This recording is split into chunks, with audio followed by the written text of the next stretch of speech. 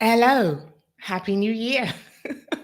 Sorry about that little technical glitch. I could see a little black icon and me nowhere in view. And here we are, the first Exodus Collective Live of 2023. It's going to take a little while getting used to saying that. But yeah, Happy New Year to you all. Thanks to those of you who have managed to join, to be here live for our first session. Todd, hey Todd, thank you so much for kicking us off with your comments. And Shana, great. Good to know that I'm not on my own in today's session.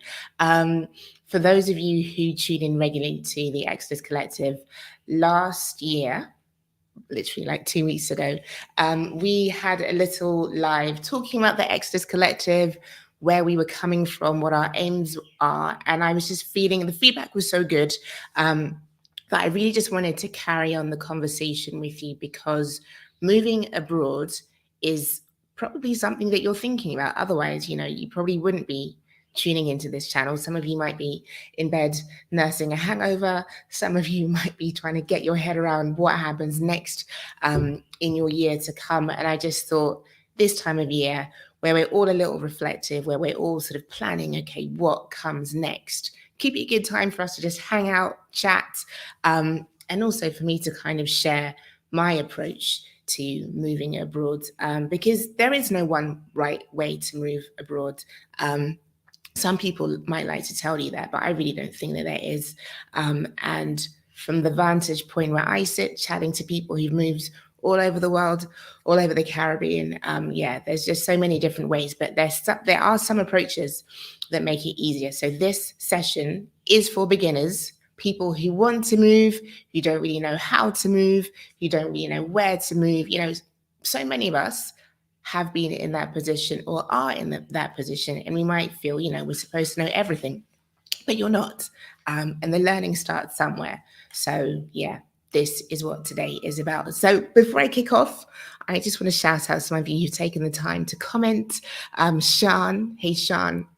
Kim, Happy New Year to you too. Val, Happy New Year, and Centered Around Purpose. What an awesome name. I love that, Centered Around Purpose. I'm actually going to post a question in the comments myself. I would love to know, and this will be our question for today. What are your, see if I can type, what are your relocation goals for 2023? Let's see if I can put that in the chat so we can all remember it. What are your relocation goals for 2020? Those of you who don't need to wait for me to type this out, feel free to let me know in the comments, because I would love to know, like, where are we at? What do we want? What needs to shift? What needs to happen? And maybe there's a way that we can even kind of hold ourselves to account on whether we make progress towards this or not. But I'm going to say, what are your relocation goals for 23? Let me know in the comments.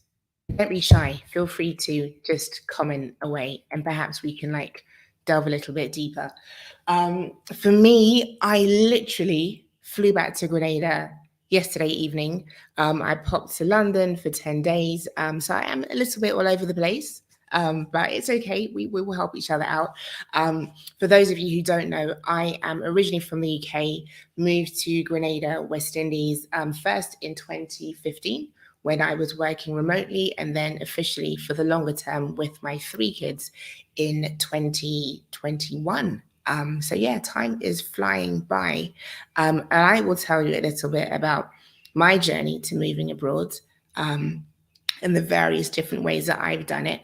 And if you have any questions, please just jump in. I will try and keep an eye on the comments and not wax lyrical, because what's great about these lives is really that it's a little bit more interactive than just me talking, and then you posting comments afterwards. So if you have questions for me or stuff that needs clarification, please do just let me know in the comments. So in terms of moving abroad for beginners, my first move abroad came when I was, how old was I? 19. I moved to Italy, and I moved to Italy as an au pair. And I think for those of you who are really young, who don't have any commitments, who don't, have huge earning requirements, being an au pair isn't a bad way to get to see the world. because your accommodation is taken care of. You're often working with a family. They'll have a network, they'll have a vested interest in kind of keeping you happy because ultimately you're there to look after your kids. So if you don't have a ton of money in the bank and you just want to get out and you just want to get a taste of what it's like to live abroad, I would recommend that. I didn't love it as an au pair. Uh, I quit. I quit after 6 weeks. But despite that, I would still say it's a useful launching pad. I'm imagining many of us are just a bit older. Um, the idea of looking after other people's kids may not be that appealing, but they're all of us are in different situations. And I think for some people, just being able to get out is really important. And yeah, that can be an easy first step. I'll tell you a little bit more about my experiences as an au pair and why I would recommend that. But we got Kim. So Kim is retiring in October and moving to Ecuador. That's amazing. Kim, why Ecuador? What was it about Ecuador that made you decide on that destination?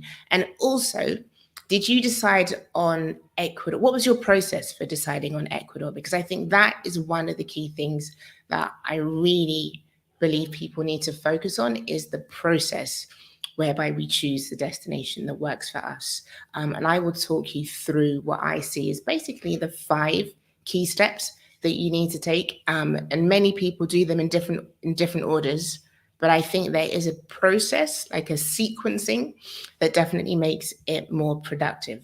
Um, because a lot of the questions that I get asked, the direction that people want to go in terms of like really delving really deeply, there are some really key fundamental questions that are really useful to get out of the way. And thank you to all of you who've tuned in on the 1st of January. It's not an easy date to, keep your eyes open and tune in. So yeah, give me a shout out, tell me where you are in the world, where you want to move to. And also the question of the day is, what are your relocation goals for 2023? And if you're one of the people, because I've chatted to a few of you, if you're one of the people who watches every week, who's kind of interested but doesn't ever comment, today could be your day. It's a new year. Let me know, what's your story? Where are you in your journey? Because yeah, I think what I love about this is the Exodus Collective. It's not really about me, it's about you guys and others who are making the move. So the more that we kind of share our story and connect, the more interesting it can become. Okay, yes, that thing centered around, let me see if I can pull this up, if I can remember how to do this. There we go. This is the key issue. I'm spoiled for choice, can't decide where to locate to. I think possibly that's the most common question, where to move to. The challenge isn't knowing that you want to move. The challenge isn't knowing that you could find a better life elsewhere. Like that's really kind of straightforward. I think many of us who've been born and bred in the UK or the US, the writing is on the wall. It's really clear that it's not okay. But where do we move to? Like the world is a really big place. How do you find that place that works for you? 100% centered around purpose. That you're not unique. It's a common problem that many people face. So we will talk through that. Let's see what other people are saying. Jennifer, in terms of her destination, she said, "Oh wow, I love that. Sao Tome and Principe or Grenada. We'll visit in 2023 and decide on a second home." How exciting! Those are 2 like really small destinations, kind of off the beaten path. So tell me a little bit more about those 2, Jennifer. How did you decide that of all the countries in the world, those 2 were where you were going to focus your attentions? Because that absolutely does make things easier. I remember I used to sit on a Sunday evening spinning the globe, a literal globe, with my kid's dad and just thinking, okay, where do we go to? We know it's not London, but how do we choose? And defining your criteria is really useful. So I would love to know from you, Jennifer, where would where what did you do to narrow down those 2 places? I'm just going to scroll. I'm really bad at keeping track of the comments, so please forgive me. Felicia asks if I have the process documented? Yes, I do. In the one-on-one sessions that we work with, I talk you through those questions. They'll also be available online. There's probably a list of 18 questions that I would suggest if you really want to go deep, working through those 18 questions, whether you want to journal through them on a weekly basis or to do a deep dive and get really clear on those in a month. I think the more time that you can take to reflect on those elements and what that looks like for you, I think I've decided to call it your relocation recipe, because how you make it isn't necessarily going to be how someone else makes it. Your ingredients aren't necessarily going to be someone else's ingredients, but getting really clear on what those are a fantastic way to kind of set the foundations so that you're not moving and kind of chasing some sort of ephemeral, I don't really know what it is. You're really clear, like, this is what I'm looking for.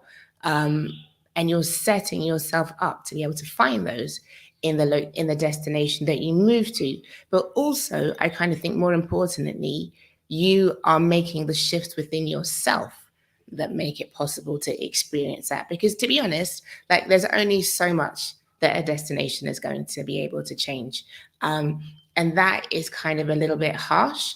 Um, People may not like to hear that, but at some point, you kind of, if there's stuff that you're unhappy with, you have to do the work yourself. And I know for us, what I love about these conversations, that for the most part, I am interviewing people of color, Black folks, and the conversations that I'm having in terms of consultations, that issue of wanting to escape racism, wanting to escape oppression, wanting to escape a really unequal, unfair setup, it's refreshing to be able to talk about it, and it's indescribably freeing to move to destinations where that is less of an issue, especially for folks from the US.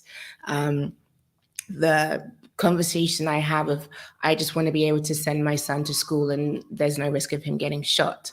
I want my child to live in an area where they're not being dragged into gangs. For me, I want to send my 12-year-old to school and not risk him getting mugged or stabbed, or all of the craziness that comes from living in countries like the UK or the US and Canada.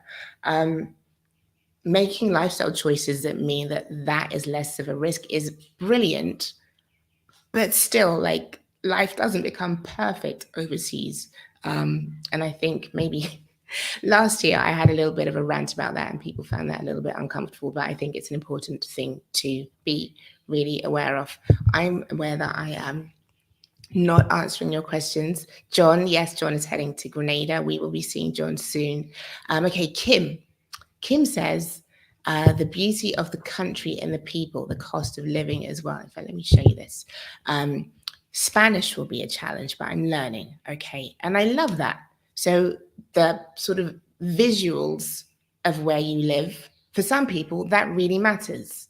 You know, maybe you don't want somewhere that's like really sort of busy and built up. You want somewhere where there's a slower pace, where you can see greenery, because you know that makes a difference to you. So knowing that, that will be something that is an ingredient in your relocation recipe. Cost of living also is a huge factor. And there are a number of sites that you can look at to kind of compare cost of living where you are now to where you want to move. And that's definitely something that I will recommend people do. I will drop that link as we address that part later on. But yeah, that's really useful, Kim. Thank you for talking about that. Oh, we got someone in Grenada. Robert is in Grenada. Hey, Happy New Year, Robert. It's raining where I am. What's it like with you? Todd. I'm about 2 months into my slow travel journey, currently in Mexico. Sold my property and been here going on 2 months so far, leaving Cancun and going to Playa del Carmen for a month tomorrow. Okay, so Todd, I love it. He has up sticks and moved, but is still testing out exactly where is going to be his happy place. And I think that can be done. You know, some people want to have everything lined up beforehand, to have like the spreadsheets, to have like the 10 years historical data as to what the economy is like, to what the political situation is like. And I remember someone once saying that you should researched the last 150 years of a country's political like topography in order to decide where to move. I personally don't feel that's necessary, but for some of you, that might be really important. So understanding what matters to you is really, really useful. Um, and Jennifer says, I wanted an island after living in Hawaii for 4 years, and I wanted a small island, no crowds. Grenada is English speaking and both are relatively safe. Yes, safety is huge in Grenada. It's game changing. You know, I was back in London, and the kids kept wandering off because they're used to that. Like in Grenada, if you're at like a park watching your kids, you kind of seem a little bit weird because the parents just let the kids go because they know that it's safe. But if you're like sort of helicoptering over them, it's seen as really, really strange. Whereas in England, like I'm literally, guys, come back. You cannot walk off. Someone could take you. You could get kidnapped.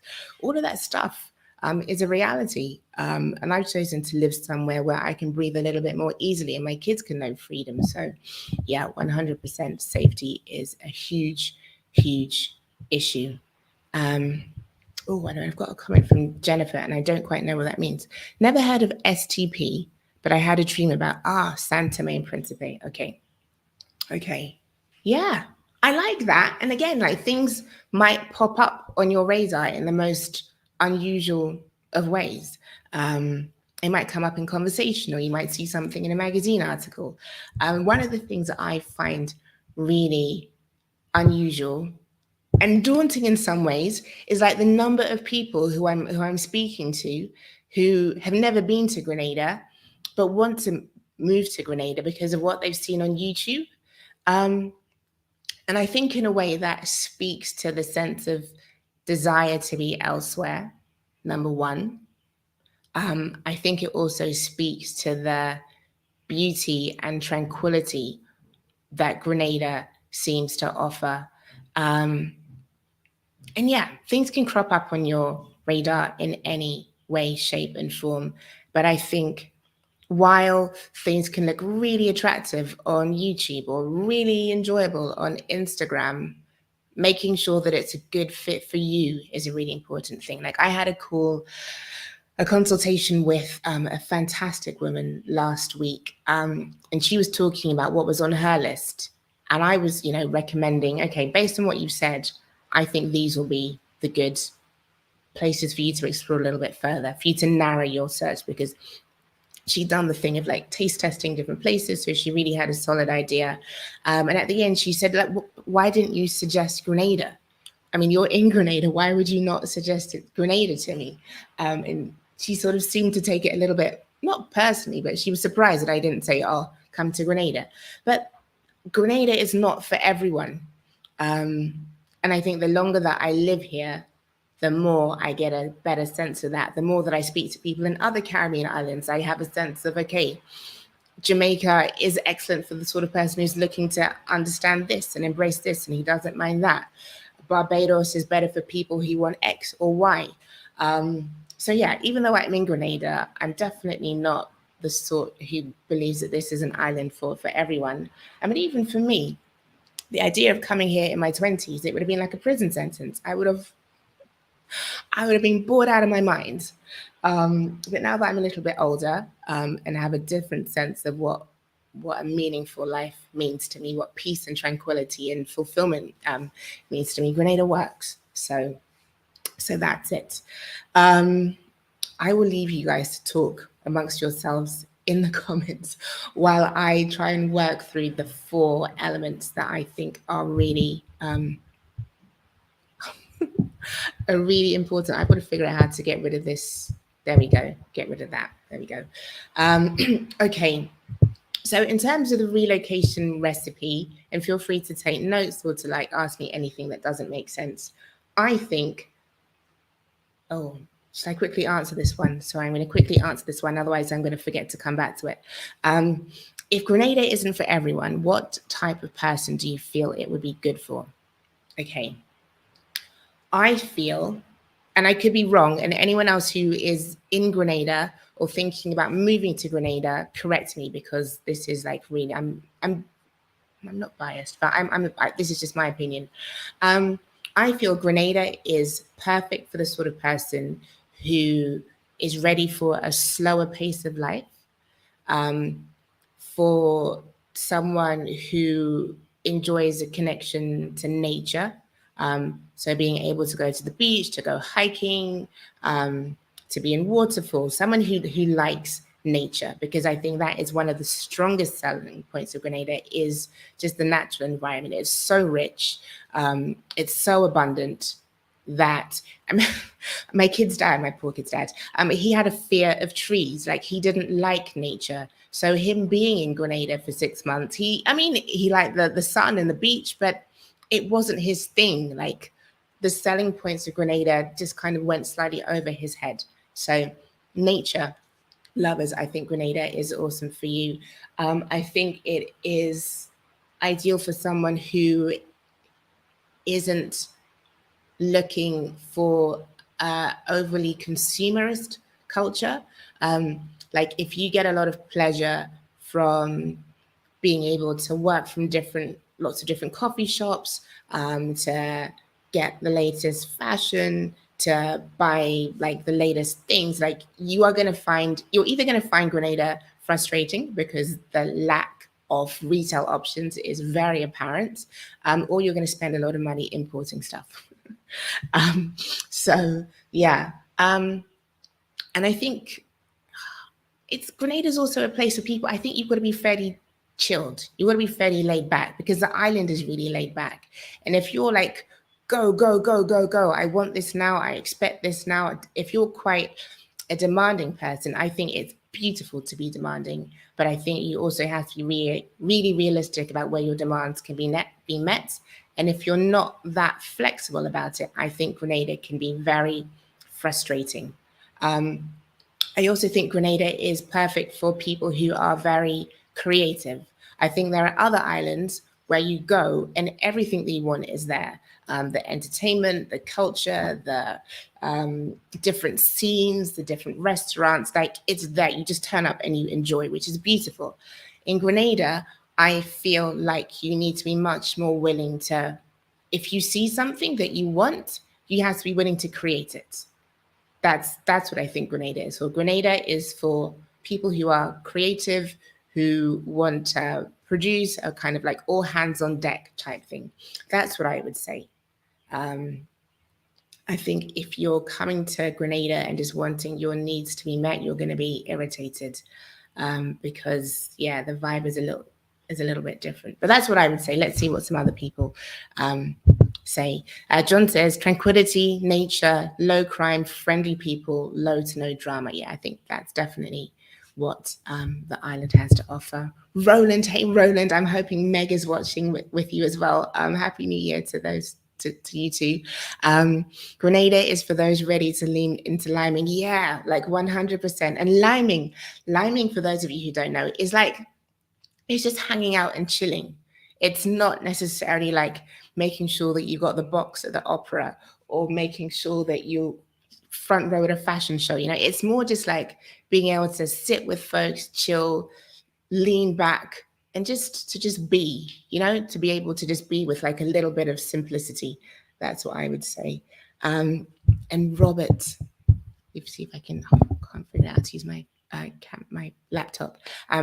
Robert came to Grenada on a visit and never left. I think Robert is living on a yacht. I think, is that the same Robert? Robert is living on a yacht in a really, really cool part of Grenada called Woburn. If I could buy anywhere else, I would buy in Woburn because it's a really, really cool destination. And I think, yeah, I have a lot of admiration for folks on boats. I think of the people that I've ended up hanging out with here in Grenada, who aren't like repats, those who are on boats just have like this really cool, carefree vibe that I find really, really appealing. And I think that fits well with the Grenada approach, which is just not to take things too seriously, to be laid back, to kind of just see where things go and adapt accordingly. So tell me if I've got that right, Robert. The boating scene here is, yeah, it's really cool. I mean, a lot of them are people who, during the pandemic, just sold their houses, bought a boat, sail down from wherever, sail down from Miami, and yeah, maybe some of them spend 6 months in Grenada, then go to Aruba. Then it's just it's a really different way of doing things. So for those of you who really who really don't want to stick on one place and just want to have the world as your option, buying a boat is not a bad idea, and it's not actually as expensive as you may think. So yeah, indeed, Todd says that's dope. Yeah, to do it on a boat is even cooler. And Robert, we need to speak. We need to do that interview. So let's make that happen. Good, Felicia. I'm glad that answered your question. Okay, so going back to the steps, and again, this is for beginners. For those of you who have relocated or who are in the process of relocating, if you feel differently, let me know in the comments, because as I said in the beginning, there is not one right way to do this. There are a multiplicity of ways. But from my personal experience and from working with other people who are looking to relocate, this is what I would suggest definitely works. So the first step is to start with why. Why are you moving? And to be really creative about that, because a lot of people I come across and a lot of comments that I see on message boards and forums are very much focused on cost of living, like, or I just want to get out. I just want to get out. How quickly can I get out? Or the factor that I'm looking for in terms of where I want to move, it needs to be cheaper. And I think there's so much more to finding somewhere that's going to be your happy place than how much it costs. And there's so much more to deciding to move abroad than just hating where you are, that really taking the time to delve into that and really reflect is fundamental. So for me, Grenada would not have worked in my 20s because I wanted an international environment. I wanted somewhere where I could further my career in fashion. I wanted somewhere where I could easily travel to other countries at a low cost. And I also wanted to speak Italian. So that last one, I wanted to speak Italian. I'd studied Italian at university. Moving to Milan made perfect sense because it was the capital of fashion. I could finally use my Italian that I'd studied at university. It was very business oriented, and it was just the perfect place to be. I didn't have any kids, so needing to find somewhere that was affordable in terms of the amount of square footage I could get for my rent didn't matter so much. So at that stage in my life, my whys are very different to what they are now. How old am I? 42, single parent with 3 kids. My why is totally different. I want somewhere that is safe, somewhere where there are predominantly people of color, somewhere where I feel safe. I've said that already, but it's really, really huge. Somewhere where there's a connection to nature. And there are other places that could also work. But I think really knowing my why has definitely helped. And at times, I remember in 2021, when I just moved to Grenada with the kids, and I was like, we'd finally made it out of the UK. And then the country went into lockdown. I was like, are you serious? Like, I've left London, like the plague capital of the world, to come to Grenada. And not only are things locked down, there's actually a curfew. So you can't even leave your house. Like, you're literally locked in your house. And the school's closed. I was working remotely and homeschooling 3 kids on 2 devices. It was an absolute bloody nightmare. I'm trying to think if there was a silver lining. There wasn't really, because even the beaches were closed. And there was definitely a moment where if I wasn't certain as to why I was in Grenada, I would have chosen to go back to the UK. Because at least in the UK, you can move around. At least in the UK, you could, things were a little bit more certain, whereas in Grenada, it was all over the place. But I think knowing my why keeps me here. And there's been times in between where it's been really tough, really, really difficult. But knowing why I am here in terms of what Grenada gives to me and why I am here in terms of what I want to offer to Grenada, that really is important. And I think all of us have, not to be all like preachy, this is like, it's not a Sunday service, but all of us have a purpose, and all of us have places where it's easier for us to fulfill our purpose, or we'll be more in flow where we are able to do that. And I think really being honest about what is it that you want. Are you moving because you want a greater sense of work-life balance? Are you moving because you want to improve your health? Are you moving because, I don't know, because you've got a dream about a certain destination, as someone else had mentioned? Just being really honest about that really helps. And I think also be really bold and ambitious. I think one of the interviews, our most popular interview, is with this fabulous lady called Davinia Tomlinson. And she moved to St. Kitts and Nevis with her 2 daughters in 2020. And she previously lived in Hong Kong, I think in the Middle East. She worked in finance, so she was a high flyer. And she definitely spoke about the way in which, when she told people that she was moving to St. Kitts and Nevis, they were like, well, but why? Like, why are you moving? It's not going to further your career. It's not going to give you a pay rise. Why are you moving there? But for her well-being, providing a safe environment for her daughters, being able to thrive, that really mattered. And sometimes it can feel the only sort of immigration that is valid is economic immigration, moving to earn more money. But if that isn't the only thing that makes you tick, if there are other fundamentals that really matter to you, then yeah, making that a priority and making sure that you can go somewhere where that can be fulfilled is really, really important. So if anyone has any questions about that, dump them in the comments and I will answer. I can see that there've been some other questions. Oh, it's the wrong I've got the wrong Robert. No, this is Robert. This Robert is in guest house until the house is built. Okay, so 2 Roberts, but there's also another Robert who is on a boat. Maybe the 2 of you should meet, because that's an awesome setup. Does Grenada have hurricanes? It has had 2 hurricanes in the part, no, 3 hurricanes since 1956. So it's outside of the hurricane belt. And one of the reasons that yachting is so popular here from June to November is that it's officially classified as outside of the hurricane belt by insurance companies. So typically folks with boats who are sailing around the Caribbean come to Grenada or further south or further north so that they can be secure during the hurricane season. So yeah, that's if you want good weather, if you want to feel safe and secure, then that's definitely another reason to choose Grenada of all the Caribbean islands possible. Hey, Alaric, someone also in California. So yeah, any questions about knowing your why, jump them in the comments and I will come back to them later. But I'll move on to the second point, which is knowing your non-negotiables. What things are fundamentally important to you that you are not willing to give up on?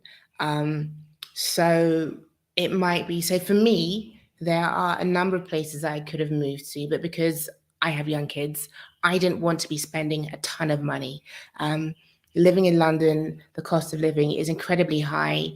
That can make you feel that you're sort of on a hamster wheel, just like wanting to earn more and wanting to earn more and needing this for childcare and needing that for transport. And, those of you paying sky high electricity or energy bills, yeah, the costs just keep on getting laid on and on. Inflation is rising. And I think things were bad in 2020, but in 2023, that sort of factor is even more pressing for people, and taxation. Like, there's so many elements.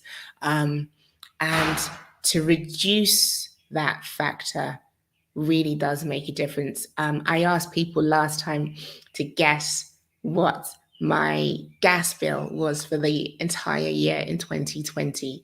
Those of you who know, don't let anyone else know, but for those of you who don't know, guess how much my gas bill was for 2022. And that will give you an idea as to some of the ways in which it's possible to kind of know what your non-negotiables are if money is an issue. So yeah, your non-negotiables, like amenities. So the one of the ladies who I didn't recommend Grenada to, she was saying, I need options. Like I want to be able to go to the mall, or I want to be able to go ice skating. I want to see the latest movies at the cinema. I want to be able to go to an art gallery, blah, blah, blah. And if you know those things are important to you, don't lie to yourself. If you know that a certain form of yoga gives you joy and you want to be able to do that in a class with other people, not online, or if you know that, I don't know, you're an artist and you want to be around other artists, like be really unapologetic about making sure those things are on your list of non-negotiables and making sure that the places that you go to have that. Because again, I don't know, there's no such thing as perfect. And maybe some of you are happy to kind of bounce around from place to place to place. But I think for those people who want to move to the place and put a lot of energy into making sure that this is the right destination for you, being as honest and open as possible about having those elements and checking that those elements are there really is going to save you a lot of frustration, disappointment, I would say. Another thing for me that was a non-negotiable was good schooling. I think for me, I definitely felt a responsibility in terms of taking my kids out of the UK. I couldn't take them somewhere where the schooling was going to be worse than what they had. Like as much as Grenada is about my journey, I'm not journeying alone. I'm journeying with 3 other people that I'm responsible for, and I need to make sure that they're in as good a position as possible when they get to 18, 21, etc. So making sure that the schooling options in Grenada were up to par really was something that was important to me. That was a non-negotiable. That was a non-negotiable for me, and it was a non-negotiable for the kids' dad. So that was another thing that was on our list. So let me know from you, what are some of your non-negotiables? For those of you who are beginners, for those of you, who was it? I can't remember who it was. Someone said, I have to scroll back. Someone said that they've got too many options. It was on purpose, wasn't it? Someone called, I can't remember. Centered Around Purpose. Centered Around Purpose said this. I'm spoiled for choice, can't decide where to locate to. So for you, centered around purpose, what are some of your non-negotiables? Can you give me 3 must-haves, 3 things that you're not willing to give up on when it comes to moving abroad? And they can be as significant or as tiny as you want. So let me give you 3. If I was moving somewhere else, I would have access to fresh vegetables, like an abundant access to fresh, affordable vegetables. After 2 years in Grenada, I miss choice of vegetables that are easy to access. When I went back to the UK, I literally was taking pictures of the 3 vegetable aisles at the supermarket. I'm like, this is what choice looks like. I'm a vegetarian. So there's only so much pasta I can eat. I've sunk to the levels of eating fried chicken on a regular basis. I even caught myself eating a slice of Pizza Hut pepperoni pizza. That shows you how bad things have got in terms of not being able to find the fruits and veg that I want in Grenada. And I know some of you are going to tell me there's dasheen, there's yam, I know this, and I'm on a journey of adapting to it. But for me, food is really important, and it's definitely one of the struggles that I have in Grenada. Is it a reason to move? No, but the thought of being somewhere, I don't know, see, my mouth is even watering as I speak. But the thought of being somewhere where that is easy, where it's not a struggle, that would be a significant factor to me. And if I were to move again, that I would be unapologetic about having that on my list. And that might sound crazy, but there we go. I've been honest that I have some weird things on my list, so you can be honest. with yours. I haven't heard back from Centered Around Purpose, but anyone else, let me know. Um, Jennifer. Jenna's given me some examples. Non-negotiable, year-round warmth and gardening, safety, very small population. Yeah, I see. Yeah, warmth. Warmth is important. Warmth is important. Sunshine is important. I remember for me the days that the clocks would go back in the UK. That was always a time when I was like, I need to get out of here. I can't be in this place anymore. Seasonal affective disorder is real. The difference that it makes opening your curtains is seeing the sunshine. Like the sun has gone down, but I'm still. Can you tell? I'm glowing. It's rather hot. And yeah, just that feeling in your body of just not being tensed against the cold to like just be eased and warmed by the sun is, yeah, that's a non-negotiable for me. I can't ever see myself being somewhere cold. But again, for some people that doesn't matter. For some people that's highly irrelevant. So this is why I call this your relocation recipe. What does yours look like? And be really unapologetic about this is me. And if other people don't get it, that's absolutely fine. They're not the one going. You are. And I think sometimes it's really important to hone in on your list because the feedback from other people who think you're absolutely insane, who feel that you should be moving for other reasons, can be quite distracting. It can really take you away from your direction. And I think quite often that sort of response comes from fear. You know, their response isn't really anything about you. It's about like what your move says about their life. It's about what your move says about the choices that they have made. So again, centering on your mission, your purpose, your desires is really, really important. And I think maybe writing that down at the start of the year and being really unapologetic about going for them. I'm sure many of you have done that already, but for those of you who are beginners, own it, claim it, state it.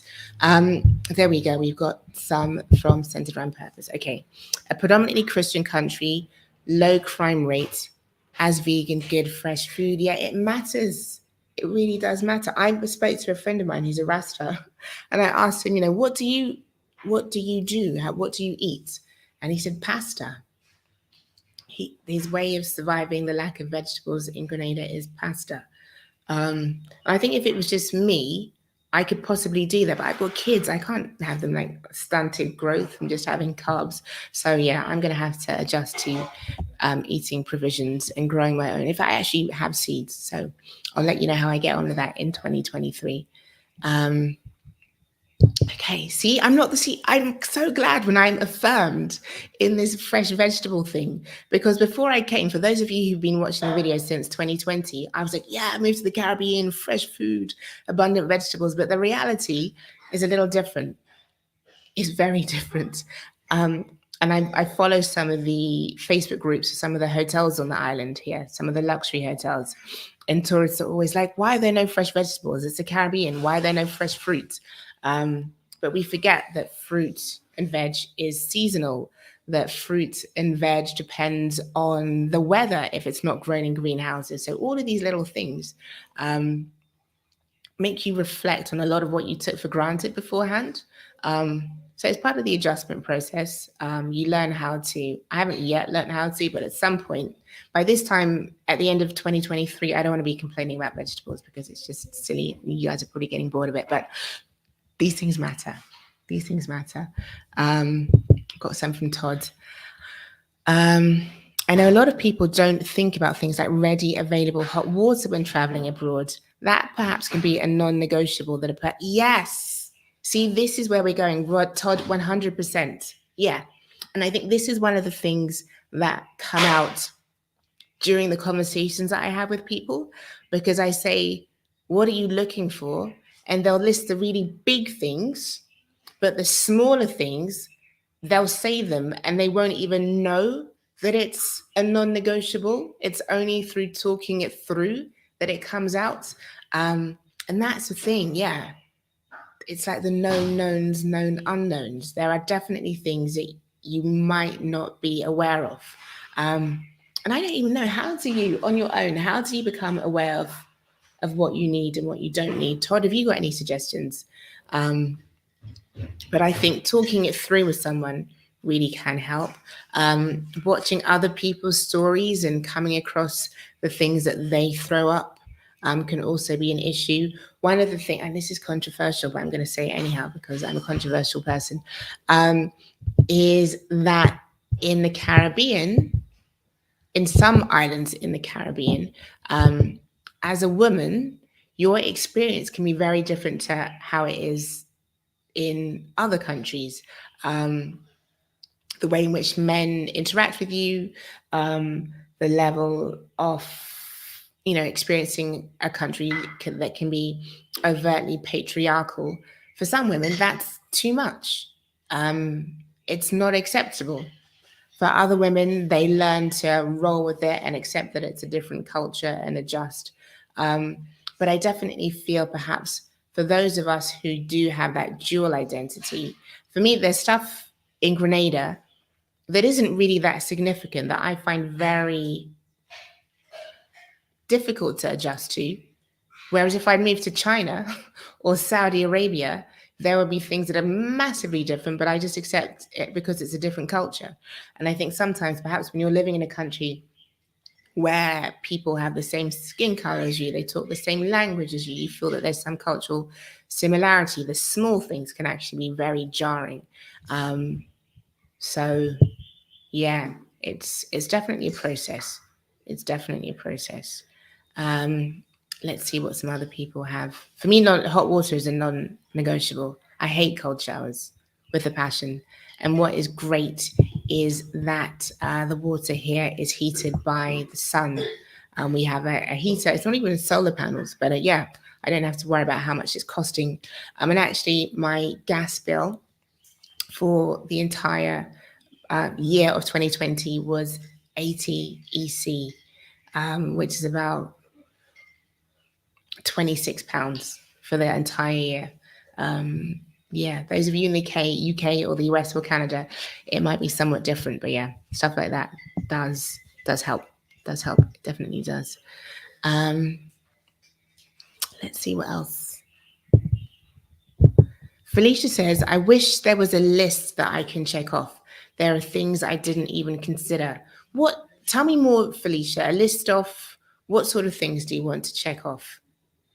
Tell me more, and maybe I can answer your question, because really, I definitely want to be able to dive deep into some of the challenges that you're facing so that you guys can run off in 2023 and get as much done as possible. Because I think the worst thing is when you're kind of stuck in research paralysis. You're on Instagram, you're on YouTube, you're on Pinterest, and you're researching and researching, but you might not necessarily be researching the things that are actually going to get you to where you want to be, which is away, out of your country and somewhere else. So yeah, Felicia, tell me what that is. What sort of things you want to check off, and I will try and answer. Yeah, I was surprised at the lack of range of fresh veg when I visited it in October. Yeah, where did you, was that Grenada? You visited in Grenada? Yeah. I'm sorry for those of you who watch these regularly and always hear me complaining about vegetables. But it's really different to go to 3 supermarkets over the course of a month and never see a tomato. It's it's really different to not see lettuce, or I mean carrots. Carrots are a stand. Carrots, onions, pumpkin. There's never an absence of pumpkin. Those are the things that you will always find. Avocados are seasonal. Sometimes there's been times where I can't even find potatoes. And again, I'm saying that and I'm sounding really privileged because, there's other things that you can eat other than potatoes. And really the common sense thing is to just adjust. But yeah, it's important to know what you're likely to face so you're not triggered. You're not shocked and starving and just eating in restaurants all the time. Sylvia, yes. I've been coming to the Caribbean for years and I agree with the comments about being a woman. Yeah. everyone experiences it differently. I take the um, I take the remarks here with a pinch of salt. I take it with humor. I laugh at it. I don't take it that seriously. Uh, just today in the supermarket, there was an older guy in front of me, and he was chatting to the cashier. So, when I'm with a woman, I take care of her really well. Like I do everything for her. And he was like, yeah, like that woman there, like me. If she said she liked me, I'd buy her shopping. I really, really would. And I was like, this is so creepy. This is so weird. Where do you feel that you can just like buy people through like their groceries? But that's Grenada. I wished him a happy new year. And I didn't take it to heart. Other people find comments really tiring, and it can be draining. But I guess you choose how you're going to respond to it. You kind of go in with the mindset. But if that stuff does trigger you, yeah, there was an article earlier last year, 2022, about a woman who'd moved to Barbados under the Barbados Digital Nomad visa. And she actually left because she found the attention from men too much, like a little bit too aggressive, a little bit too constant, a little bit like not knowing how to give people space. And that can be a thing. It's not for me, but I know there are other islands that women will not move to as solo female travelers because of the vibe that they get from men. In Grenada, it's not like that. I don't think it's like that. Other people might tell me any other women in Grenada, tell me what you think, but I don't find the vibe from men that aggressive. Maybe it's because I'm an older woman and it's a little bit different from what I was like in my teens and 20s, but it's more like a pastime. It's like a joke, an entertainment kind of thing. It's not, I don't think it's that serious, but that's my perspective. Yeah, going last thing on the vegetables. Yeah, you would assume that. You would assume that, but that is, they might have fruits and veggies, but they might not be in shops or supermarkets. They seem to make it to restaurants, so restaurants have their good supply chain set up. But yeah, not always. I will at some point I will post a video about this because I've actually taken some phone footage and pictures of like empty shelves. It's like the pandemic in March 2020, just like empty shelves. It's hard to feel abundant when there's nothing on the shelves. And I guess the thing is to shift your lifestyle so you're growing your own stuff. But yeah. Someone says they've never noticed the lack of vegetables. My uncle's avocado tree was producing a lot. Yeah, and that's the thing. Things are seasonal, so the avocado tree will have lots of avocados while avocados are in season. But once they're not in season, it will have none, and there won't be any in the shops unless they're imported. And the cost of importing food is quite high. So yeah, that is a thing. Are you still seen as a foreigner there? Is that me specifically? Am I specifically seen as a foreigner, or I'm imagining it is me? Am I still seen as a foreigner? Yes. Yeah, I'm still seen as a foreigner. I mean, my accent, as soon as I open my mouth, it's hard to. I don't speak the language. It's English, but it's not. And I'm not saying that in a sort of stuck-up way at all. It's, if anything, I wish I could speak with a Grenadian accent, so there was more kinship, more affinity. But I think the accent that I have can be quite alienating. So people make assumptions about me, and they might assume that I'm making assumptions about them because of language. I live in an area that is not predominantly Grenadian. And yeah, I've been here for 2 years. I wasn't born in Grenada. My parents left Grenada when they were 8 years old. So I didn't necessarily have a particular I didn't have a West Indian upbringing at all. And that's definitely been something that I've had to come to terms with this year. And it's been maybe a little bit painful. Yeah. Because I think when you leave somewhere where you clearly don't belong, where you visibly don't belong, sometimes you want to find a sense of belonging in your new home, especially if you're a repat or if you've got some sort of citizenship. But realizing that identity is really complex and very layered can help you to accept the fact that you're never fully one or the other, and that isn't necessarily a bad thing. I think I've come across other folks say, I moved back to Jamaica and they're not accepting me. But you're not one of them. You're not one of them. And that's not a bad thing. It's not a good thing. It's just, it is what it is. But I think having humility, having curiosity, having respect is really important. But I think that definitely has to go both ways. Because as much as I am a Grenadian citizen, I have had an interest in the island for a long time. I do intend to contribute here. So yeah, I don't go around apologizing for my accent, or I don't go around apologizing for like not being fully immersed in Grenadian culture. Like, I'm here to learn. I'm going to be here until my clogs pop, or pop my clogs or whatever. So yeah, I hope that will be, that approach will be appreciated. So I've got a kid in the shot who should not be there, so she's going to go off to her room. But yeah, I hope that answers your question. And funnily enough, I think before I came, a lot of my videos were kind of saying, I don't want to hang out with expats. I don't want to hang out with repats. I want to like immerse myself and like be around local Grenadians. And I have done that to an extent, but sometimes it's just really, really nice to speak to someone who gets where you're coming from, who gets your struggles. And if I'd heard someone else saying that, I would have thought they're really stuck up and that they don't want to integrate. But in reality, it's not that. I think you can have, everyone should make an effort to integrate and be around local people, to appreciate the culture and to adjust as much as they can. But sometimes you just need someone who can understand your food struggles, or understand that you don't like the customer service, or understand that it's really tricky to negotiate the bureaucracy. And there are a number of places where you can find that. And I will go into that a little bit later.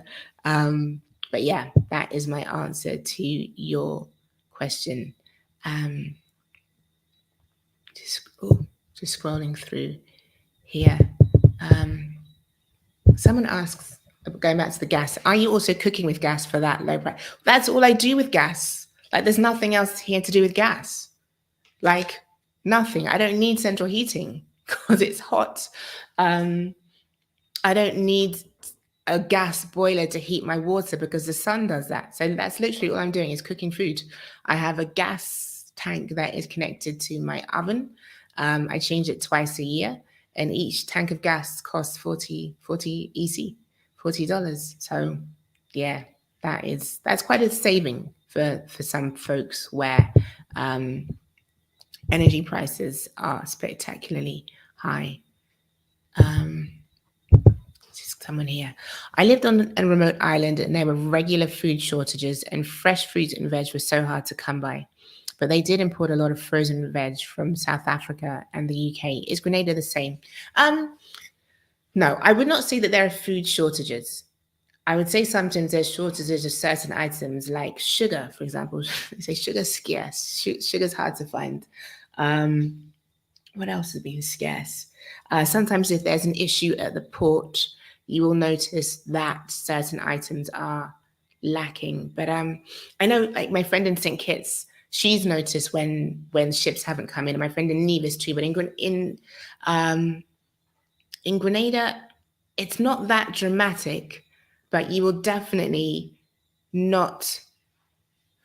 You'll say there'll be like 3 weeks where you go to the supermarkets and you'll find lots of pumpkin, lots of callaloo, which is a type of spinach, and lots of apples, because apples are imported and ridiculously expensive.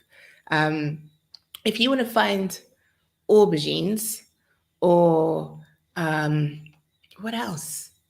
Beans, or just stuff that you take for granted, you might not find it. You might even go to IGA, which is like the biggest supermarket, and their range of choice will just be like not the sort of thing that you're used to, the limited options that you're used to having. So to go to a supermarket, the biggest supermarket on the island, and for there to be no potatoes, that can be a thing. But you're never going to starve. I remember going to IGA and there were the spice rack was completely empty, like nothing. empty, nothing. Like all I wanted was some paprika. Not only was there no paprika, there was nothing. But you can like go to other supermarkets, and I think one of the things you end up learning is like which supermarket to go to for what. But that's something that you come to discover over time. But yeah, you're never going to feel like you're starving. And the good thing is, if you go up to the countryside, like whenever I go up to Sitez up in the north, my granddad will give, and my grand uncle will give me bananas. And I don't like bananas, but I'm learning how to like bananas because they're free and they're plentiful. So you adjust. Okay, we're going deep now. We're going deep. Many men in Grenada seem to have a lack of respect for women. There is a lack of respect for space. Yeah, I don't know what to say. That can be that. I'm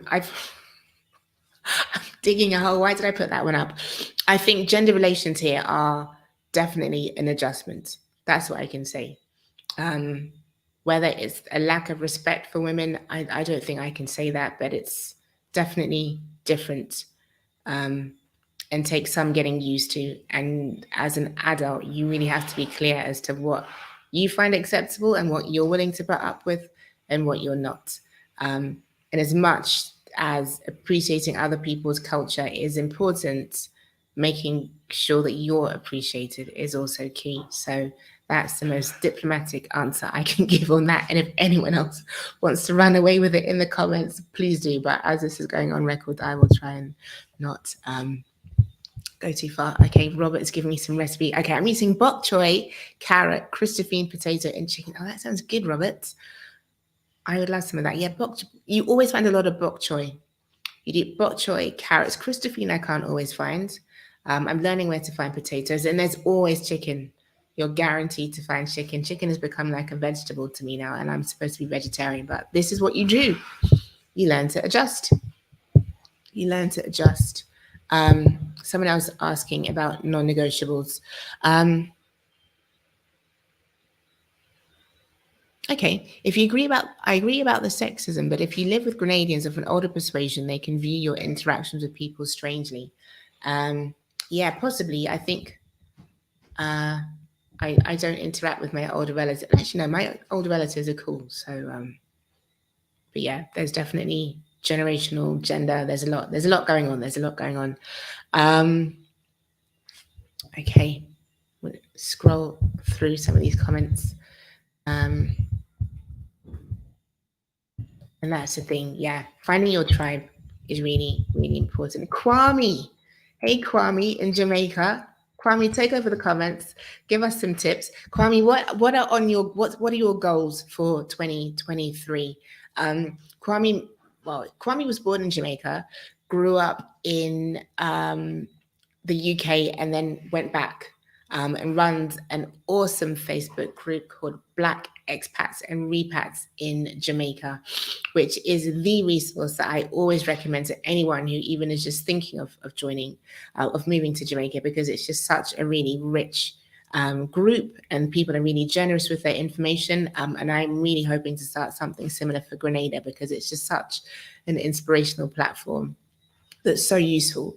So yeah, anyone thinking about Jamaica, follow Kwame, follow Black Expats and Repats in Jamaica on Facebook. And I think you've also got a website, right? Kwame, drop your website details in, because yeah, it's really the pinnacle of what expat, repats, interactions, conversations should look like. There we go. I'm just going to put Kwame on screen. There's Kwame McPherson. Okay. Okay, I'm getting tips. I love this. I get most of my veggies at the Stadium Market around 6 a.m. on Saturday mornings. Okay, so tell me, what did you buy this week? What vegetables did you buy this week? This is what I want to know. What am I missing out on? And Kwame, this is why Kwame is a bit much sometimes. Kwame's rubbing it in. In Jamaica, there is an abundance of food, since we tend to grow our own through farmers, or people grow their own. Yeah, like those Jamaican YouTube channels where they're just cooking. Again, as I said earlier, my non-negotiables for a future destination is fresh fruits and veg. And Jamaica, yeah, it's really where it's at in terms of just like a variety of stuff on choice. Like vegetables, more for the most part, seem affordable when you buy them from local vendors. Um, so yeah, thanks, Kwame. Thank you for reminding me that I need to spend more time in Jamaica when I want to. And also, the fact that like ITAL cooking is such a thing. I think when you've got a significant part of the culture that is vegan, what is on offer does differ. Whereas in Grenada, there's one vegan restaurant one vegan takeaway that's opened and one vegan chef. Um, and they're both like probably within a 3 mile radius of each other. The rest of the island, there's not so much going on. And again, the solution is for me to cook. The solution is for me not to be lazy. But sometimes, life is hard. Sometimes you just want some food delivered by delivery, but that's never going to happen. Um, okay. Okay. I'm gonna avoid. Listen, I could do like a whole 3 hour show just on fruit and veg, which all of you would find super boring. But yeah, it's a real thing. So I'm going to resist the urge to talk more about fruit and veg. I'm going to talk more about how beginners can make their move abroad. This is what the topic of today's conversation is about. I stray very easily. So please pull me back with your questions, suggestions, anything else.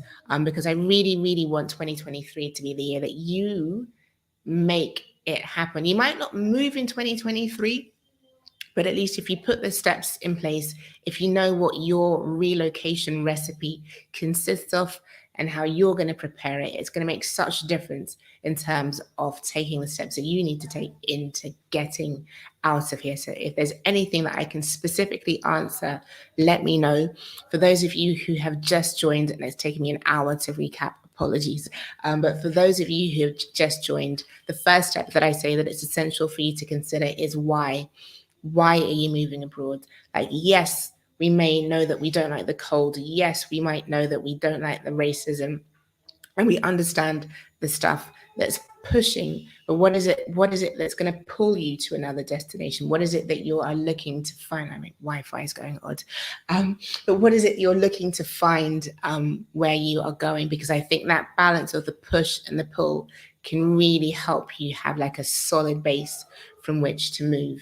The second element, which is understanding or kind of deepening your why, is what are your non-negotiables?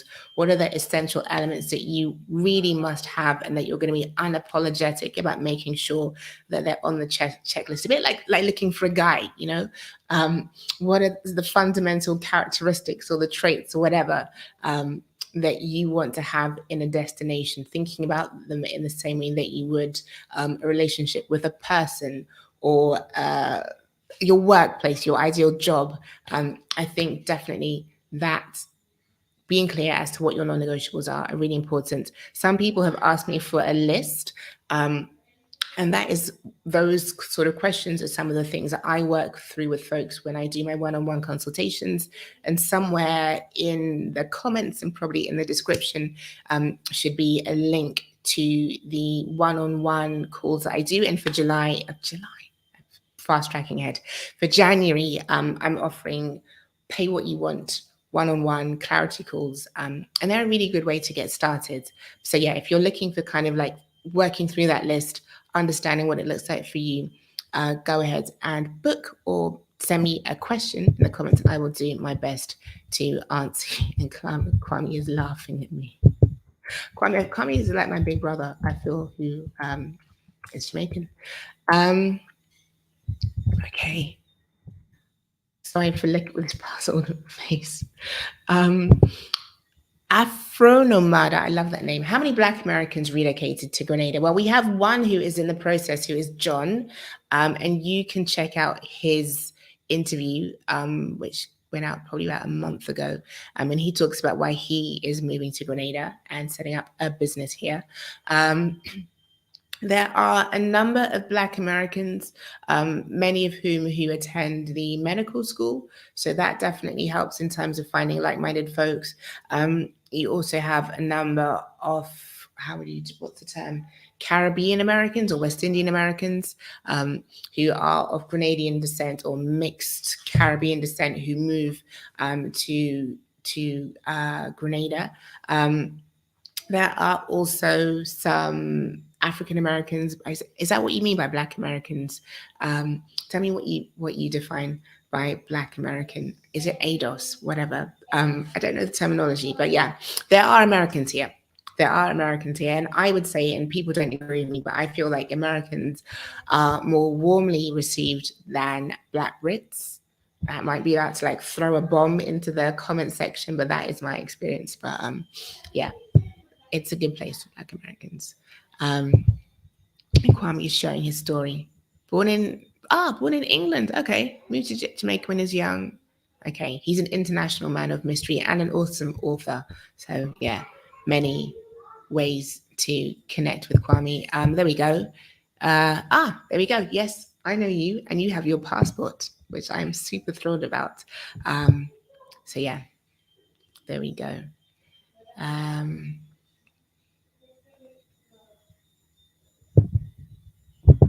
Someone else. See, it's so hard. I promise not to talk about veggies, but I am. Some tips. Okay. Any pet peeves about life in Grenada, or what? Tell me my pet peeves. What do you mean by pet peeves?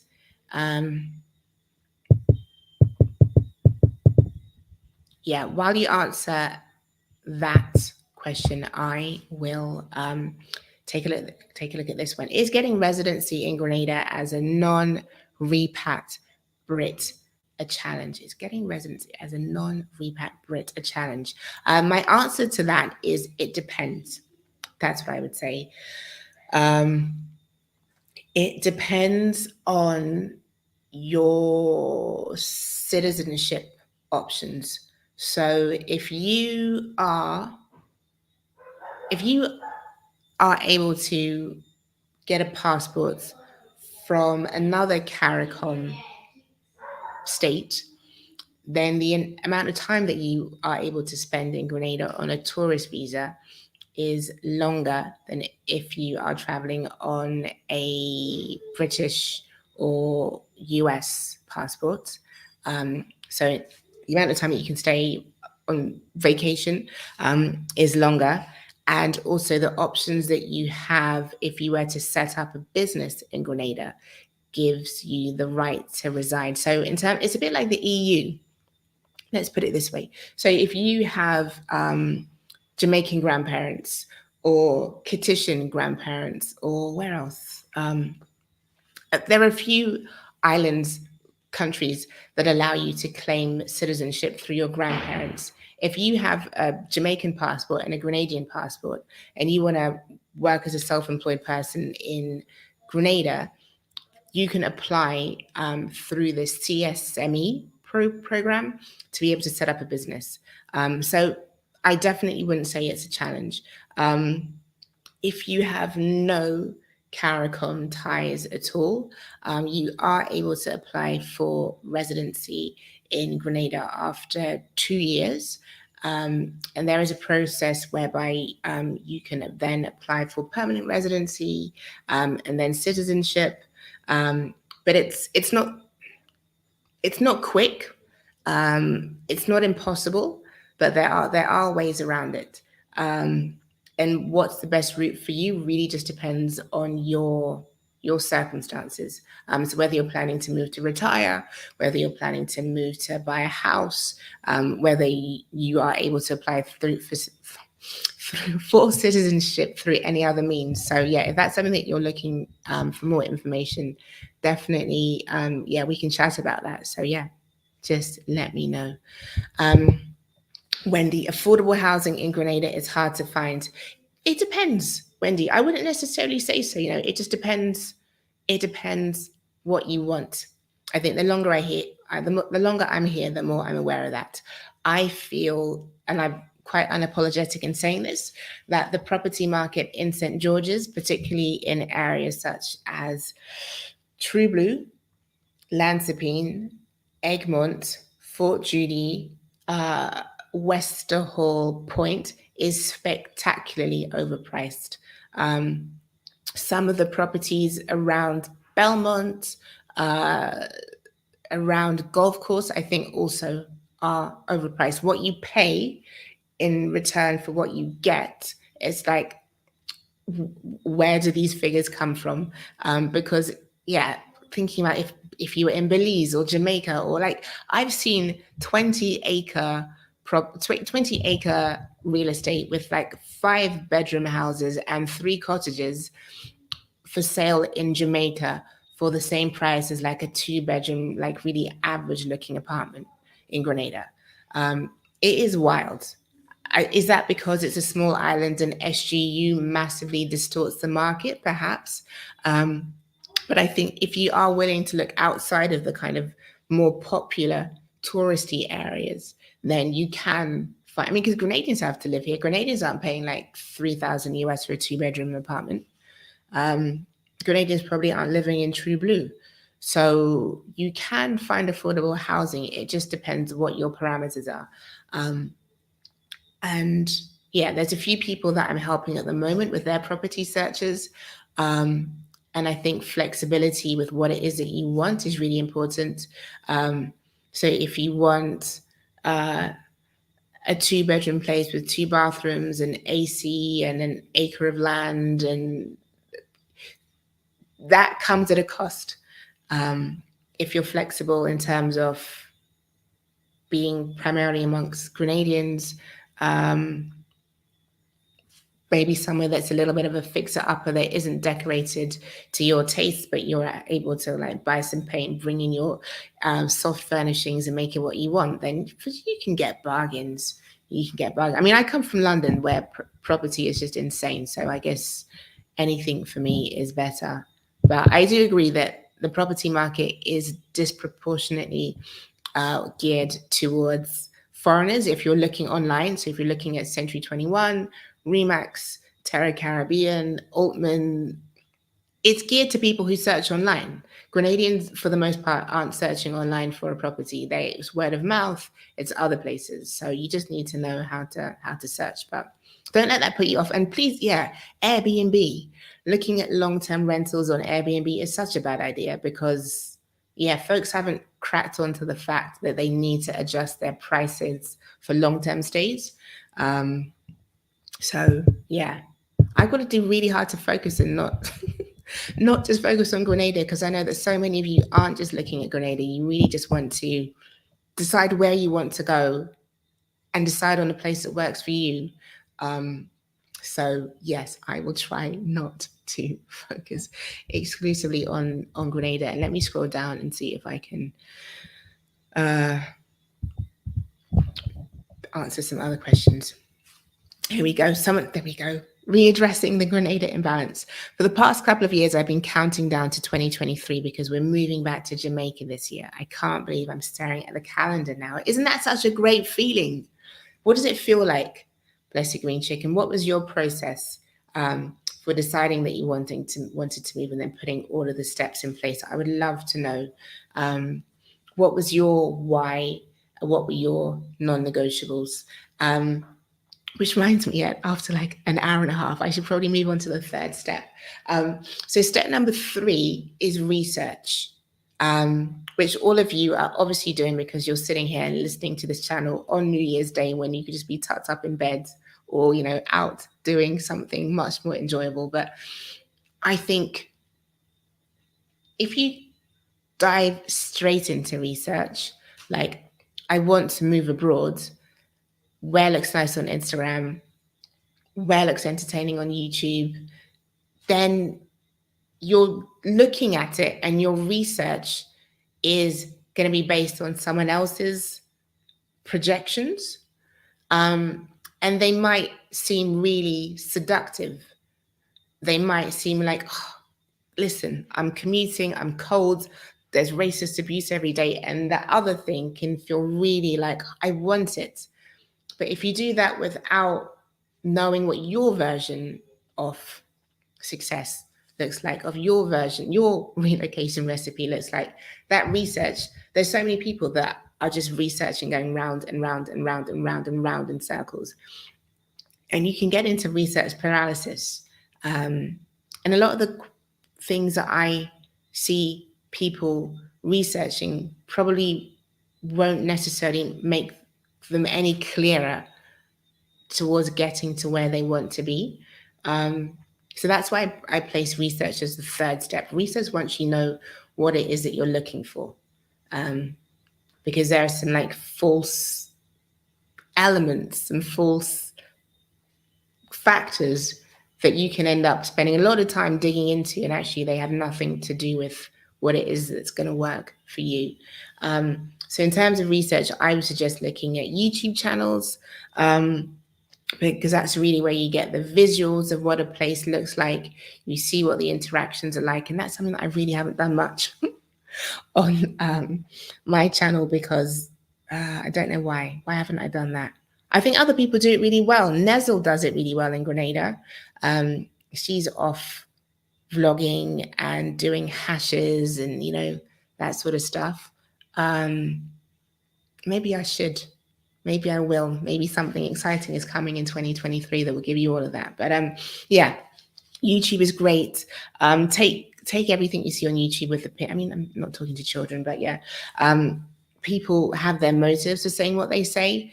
So definitely get a mix of things.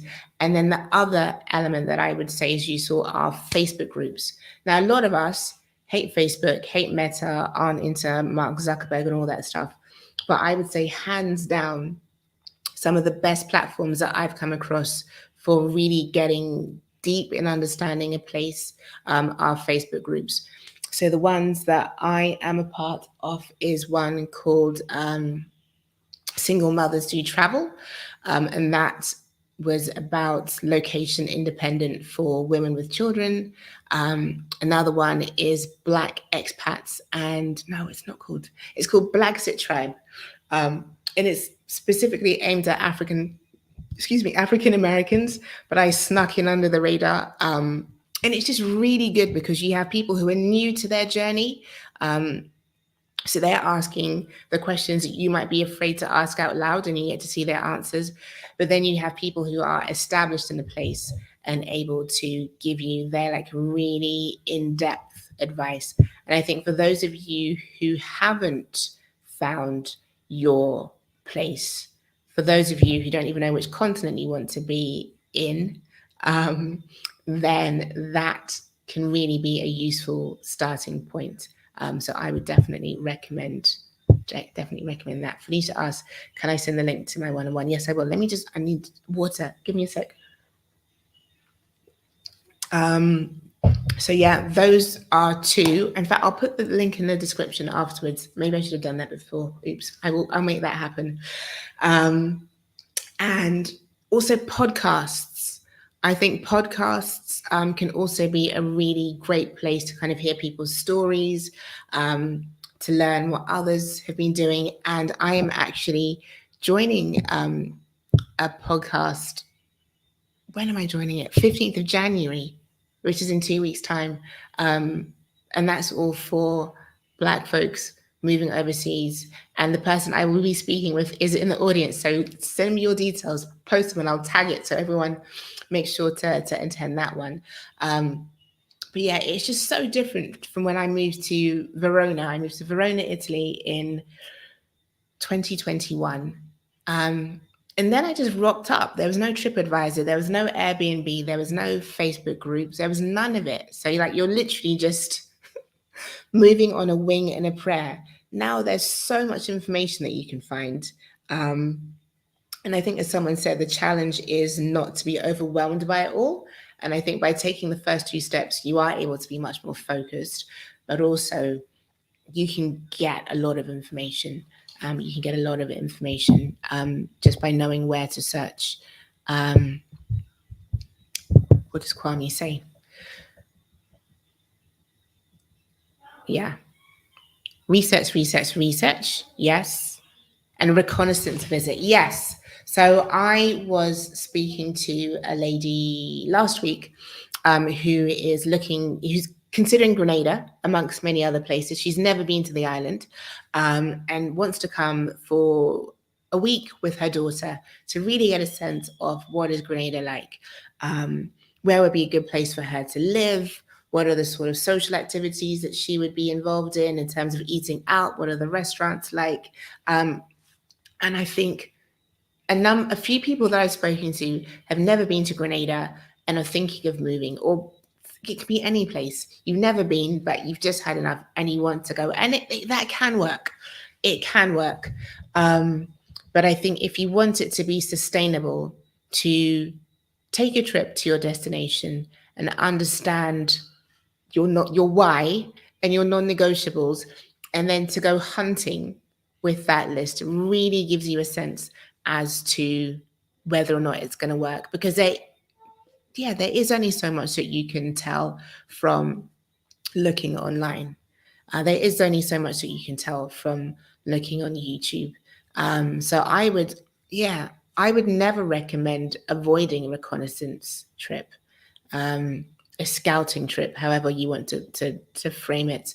And one of the things I often help people walk through is, okay, what is it that you want to be looking for? What are the kind of key things that you want to be ticking off the list when you're there looking around? Because it's definitely not about the life that you have when you're on holiday. And I think that can be a thing. I mean, I remember someone telling me, yeah, I went somewhere on a cruise and I loved it, and I think it would be a great place for me to live. But the sense of a place that you get from spending 24 hours there compared to spending, even if it's just 10 days, is really, really significant.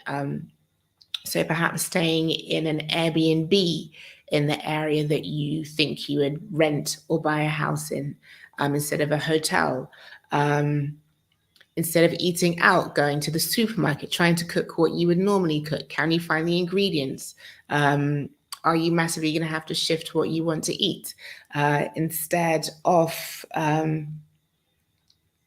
going out and seeing, I don't know, just trying to live the life that you want to live while you're away is a really good way to kind of suck it and see. I remember I studied Italian at university, and I always thought I was going to live in Rome. I'd been going to Italy since I was 15 regularly, and had studied in Umbria, spent a lot of time in Le Marche, Veneto. So I had a really good sense of Italy, but Rome was where it was going to be because I was going to be a foreign correspondent. And I remember I went there probably, what was it? A year before I graduated, and I hated it. I absolutely hated it. And it was really traumatizing because I was like, well, this is where I'm supposed to spend my life. Like everything that I've been doing is working towards being in Rome. Like in a way, the trip was just a formality. But yeah, despite my idea of what Rome was going to be like, being there, smelling it, feeling it, interacting with the people, I was like, this is not it. As much as I want it to be it, it's not it. And I think that can happen sometimes. You can have an idea of a place, but it's not until you experience it that you get a sense as to whether or not it's going to work for you. So 100% Kwame, reconnaissance trips, scouting trips are really, really useful for helping you get really clear on what it is that you want and whether the place that you're looking for has it. Okay, yeah. And someone's clarifying, Black Americans are African Americans. ADOS. Yes. Okay.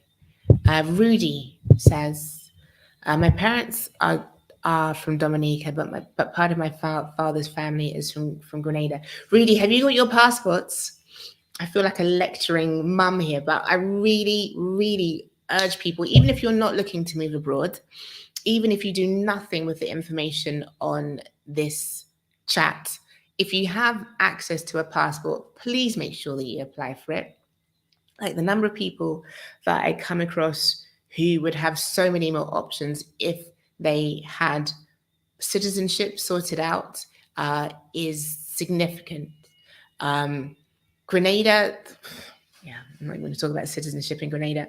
It's not as straightforward as it should be, or it's not as clear as it should be, which is spectacularly frustrating. I've had arguments with lawyers who tell me that I'm unrealistic to expect things to be straightforward and clear because it's a developing country, but I think that's rubbish. Like, a law is a law, a policy is a policy. It should be clear what it is. But that's just one of the things that is a reality of life in the Caribbean sometimes. But yeah, it doesn't make sense. But there are other islands, Jamaica, Pika makes it very easy for people to apply for their citizenship online. Barbados also does a lot to encourage people to return, both through parents and grandparents. So any route that you have to get another passport, another Caribbean passport, or whatever, please do it. Please, please, please, please, please do it. And if after this chat you can send a message to your family WhatsApp group, hey fam, what are we doing about citizenship? What options do we have? It's such an investment. If you can end 2023 with another passport, if all 52 of you currently on the call now end with another passport, how awesome would that be? And I know not everyone can do that. Not everyone can do that, but for those who can, it's such a privilege, and don't take it for granted. Don't let it waste away. Do what you can to, make that happen. Pet peeves about traveling abroad in general. Um, I'm fed up of. I was speaking to someone who flew in from the UK last night. I'm very fed up of traveling. I just want to stay in one place. Um, yeah, I traveled a lot when I was in my 20s, and I think now that I'm in my 40s and with kids, I just want to like stay. And if travel anywhere, travel by boat, never go on an airplane again. Um, I think in terms of living abroad, I think one of the things that I've realized is just how British I am. I think the more time you spend away from the place that has conditioned you, the more you realize how much of that conditioning is actually inside you. And that can be quite uncomfortable at times. But in a way, there's nothing that I can do about it. And I just choose to be more intentional about which parts of my cultural conditioning I choose to accept and which parts of my cultural conditioning I choose to reject. And there's a huge conversation that can be had about traveling from developed countries to less developed countries and the process of decolonization and how much our own minds are colonized. And that's like a huge topic, but that's definitely something that I'm grappling with. So I wouldn't necessarily describe it as a pet peeve, but it's one of those elements that I'm working with. And I encourage, not necessarily when I do my one-on-one calls, because often that's a bit too much for people to kind of get their head around. But I think definitely it's a topic that I like to discuss in the YouTube interviews, because I think once you spend a certain amount of time in a place, you do start to question like your default settings, your privileges, your assumptions. And that can be hard, but it's about growth. So yeah, I don't know if that answers your questions, but yes. And there we go, Todd. Afro Nomada would like to communicate and discuss transitioning. And yes, I spotted Patrick Dells in St. George's. I don't know how long he's here for. He's not so easy to get get a hold of, but he's a very famous Grenadian. Okay, just scrolling down, making sure that I am on top of the comments. There we go. This is a win. Because of today, I started writing down the list, whereas before it was in my head. Thank you. You're welcome. See, this is what it's about. Like, honestly, I don't want folks to watch stuff for entertainment. I want you to take action. Whether you take action or you send it to someone else who's going to take action. Like, if you're unhappy with where you are, do what you can to move. You don't have to stay stuck. It might feel like you have to stay stuck. The route out might seem really unclear and really difficult, but you can do it. You can. Listen, I'm a single mum with 3 kids. If I can do it, many people can. Not anyone, because I think, there are things like health that make moving abroad really difficult, or elderly parents that making moving abroad much more complicated. But yeah, for me, it was far from easy. I had to go through a lot in order to be able to get here, but it can be done. And doing it, let's make 2023 the year of doing it. Even if you just take steps that mean you're going to be able to move in 5 years' time. If you start to get clear on your why, if you start to make sure that you book your vacations to destinations that might be places that satisfy a lot of your why and don't trigger a lot of your non-negotiables, even that can be your pathway out of here. Um, and again, like as I've said, there's no one right way to move abroad. I think that of the stories that I've told on the Exodus Collective, the interviews that I've shared with people, um, an amazing woman, moved to Jamaica with just her daughter and a tent. She didn't know where she was going to leave. She didn't know how she was going to be able to pay for anything, but she took a leap of faith, and that's what she left with. Other people have had an investment strategy for the past 10 years. They bought land. They know every single thing. Like there's so many different ways to move. You just need to know what is going to work for you. It's never going to be perfect. It's never, ever, ever going to be perfect. Don't wait for the moment for it to be perfect, because it never will be. I'm here and it's still not perfect, but I'm here. Um, so there we go. There we go. There we go. There we go. And this is the one to check out if you are looking to go to Jamaica. There we go. Shout out to Nezel. And there we go. Someone said, I did not do a recon when I went to Dominica. Afro Nomada, why did you not do a recon when you went to Dominica? And are you still in Dominica? And how do you feel that doing a recon trip might have changed things for you? I love being able to have like a real life case study, because you say this, you say yes, a recon visit is so key. So tell us more. Tell us more so that other people can learn from what you have learned. This is one of the elements. Okay. Sorry, I've got to do better at reading and clicking at the same time. Reedy LaRock, I received my Dominica passport 12 years ago. Well done. Round of applause. I'd love to have a Grenada passport as well, but not sure what the process would be. Rudy, where was your dad born? Was your dad born in Grenada? If not, if neither one of your parents were born in Grenada, then it's difficult, if not impossible. But yeah, I actually went and had a chat when I popped in to get my kids' tourist visas extended, because my kids don't have Grenadian citizenship. I was chatting to the immigration officer. I was like, oh, you the woman from YouTube? You should interview my boss. And I asked him for information when it comes to citizenship by descent and the implications for children of Grenadians who have citizenship by descent. And his advice was that he said, I cannot answer that question. You need to speak to the Department of Home Affairs. So if someone in the actual immigration office cannot say for certain what the current policy is, that shows you how opaque the situation is in Grenada.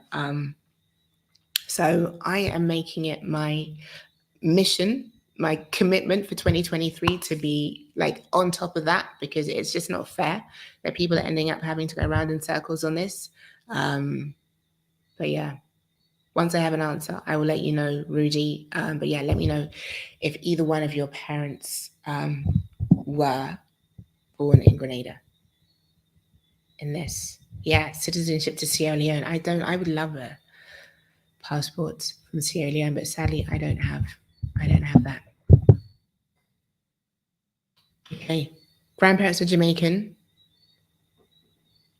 Okay, maybe Kwame. Kwame, do you want to jump in and give some advice on citizenship through deceased Jamaican grandparents? That'll be awesome. Todd says this, you should do an episode dedicated to that topic, the awareness and decolonization of self while traveling. That is an interesting topic. Todd, will you participate in that? We can do a live. I'll invite you and a couple of other people. If you will take part in that session, then I'll do it. Because it's a deep one. It's not straightforward. It's uncomfortable. And a lot of people don't even like me talking about it. A lot of people say, as Black people, we're oppressed and we have the right to kind of get what we need elsewhere. So don't hate on us if we end up gentrifying somewhere else. That's definitely not my perspective, but I hear that it is for others. And I don't knock it. I don't agree with it, but I understand that it can be a bit of a triggering topic. But yeah, I'm glad to hear that you are open to talking about it. So yeah, drop me an email, zoe@theexodus.co. That's the best place. There we go. Zolani, I'd recommend getting in touch with Kwame. Via the website or via the Facebook group. Okay. Yeah, and this is the process for applying for citizenship by descent if your parents were born in Grenada. Okay, and this is the political. Oh yeah. Political stability is an issue. Actually, that was on someone's list of non-negotiables that came up, and I think especially for folks coming from the US. I mean, it's been nuts in the UK, but financially nuts, not really safety nuts. But I can see coming from the US and seeing how polarizing the elections have been, the sense of tension, making sure that when you move somewhere else, wanting stability, wanting to know that things are safe is really, really important.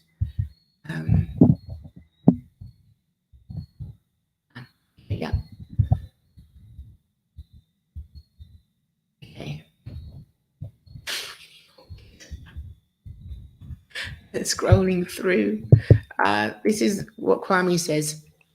So we were putting together a document for the JA government regarding citizenship and residency.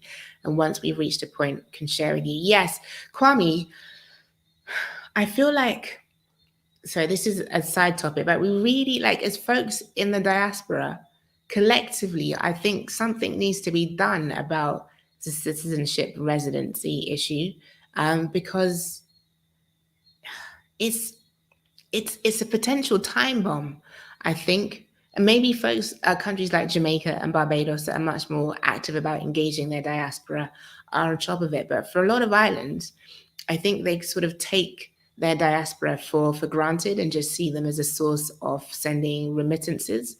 But if nothing is done to kind of facilitate that flow of people who've left back to the islands, it's going to become stagnant very quickly. So if there's some sort of Pan-Caribbean, CARICOM conversation that can be had, I would love to be a part of that. So yeah, let's keep in touch. Okay, I veered off. That has nothing to do with a beginner's guide to moving abroad. I should actually move back to the fourth topic, fourth step. So we've got know your why, know your non-negotiables, do your research, YouTube, Facebook, podcasts, and one app that Black folks should be on is the Expat app, which you can find on iTunes and Android. And I've said it before. How do I say this? People often ask why I talk about Black people. Why do you talk about Black people? Do you not like white people? Do you not think white people should move to the Caribbean? And I find it like it's an interesting question. And I'm only mentioning it because I mentioned the Expat, which is an app for Black travelers. But I just feel the reason the Exodus Collective started is that it came in 2020, just after the murder of George Floyd, at a time where Black folks were feeling very unsafe. I mean, we've always felt unsafe, but at that time it was very heightened. And I don't know if that has ever really gone away. It sort of perhaps just underlined what we had always known. And I definitely felt the need to tell the stories of Black folks who had moved so that others could see it was possible, right? Typically, when you think of an expat, you think of like um, a 45-year-old white guy who goes and takes a nice job in Singapore or Dubai to earn a ton of money. And that's cool. Like people can do that. I'm not knocking anyone who's done that. I've moved abroad for jobs too. But I really just wanted to shift the narrative on what it means to move to the Caribbean, to show that you don't have to wait until you're retired. You don't have to be a millionaire. You don't have to be someone who's got like a super yacht. Like someone who's a single mum of 3 can do it. Someone who is widowed, whatever, can do it. And I just think there is something about our experience that makes these conversations necessary. So it has nothing to do with excluding white people or saying that white people shouldn't move to the Caribbean. I think in terms of, how do I say this? I think there are some groups that require more support to feel entitled to move abroad.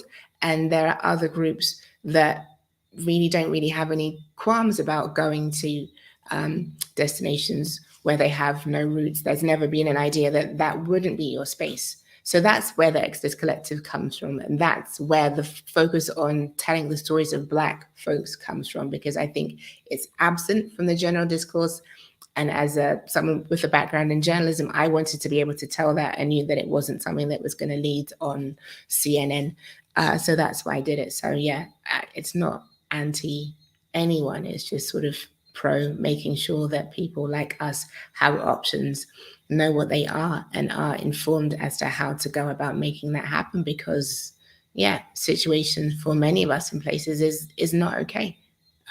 So that's where that comes from. Rant over. Yeah, okay. Going back to point 4. Point 4 is logistics.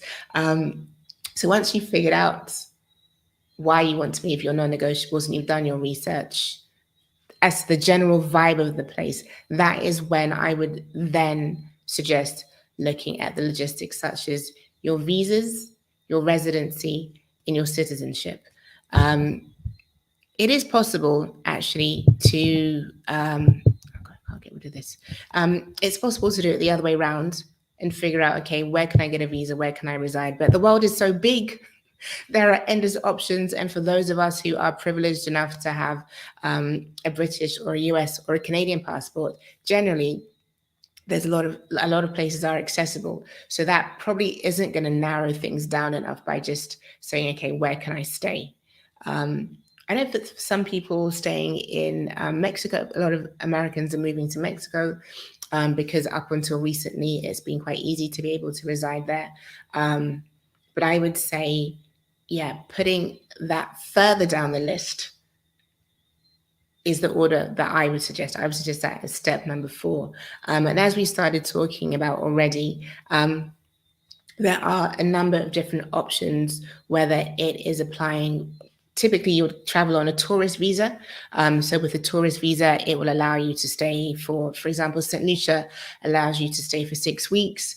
Grenada allows you to stay for 3 months. Jamaica, I think, is 6 months. Kwame, tell me if that's wrong. But on a tourist visa, you're allowed to stay for a significant amount of time. You are not allowed to work in the island, as in you are not allowed to like trade with local businesses or sell to nationals. That is a really clear factor when traveling on a tourist visa. And I wouldn't necessarily, I wouldn't at all recommend messing around with that. It's just not worth it. But yeah, a tourist visa is typically the first way in which you would travel. Work visas or work permits can also be gained.